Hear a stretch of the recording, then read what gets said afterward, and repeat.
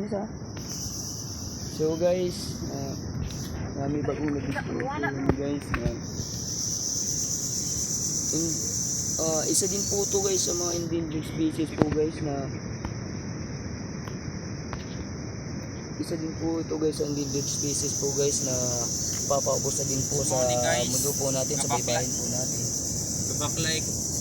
Simone guys, gabaklay ko guys na ako nag-discover nga indigenous species na ito po yung mga endangered species guys. Kung sino pong nakakilala nito, paki-comment down po below sa mga nakakilala po nito kung anong klase po itong endangered species po ito guys sa baybayin po. Paki-comment down below po kung sino nakakilala po sa video na po ito na binuo ko. Tsaka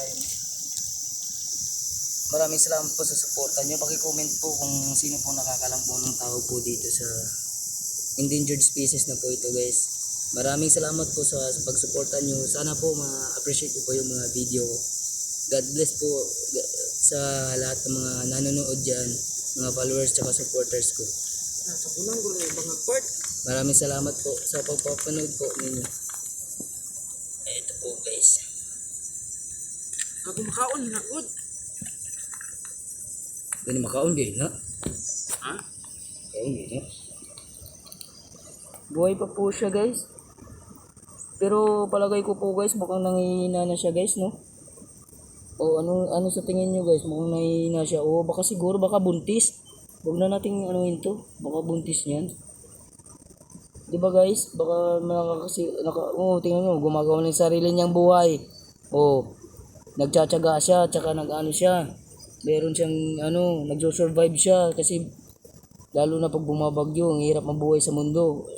Tayong mga tao nahihirapan, kaya yan pa kayo, sila pa kaya ng mga endangered species lang. Yan, tingnan mo. Wawa naman guys, gumagawa siya ng niya guys. Idea kung paano siya makapasok sa bahay niya ulit. Yan po.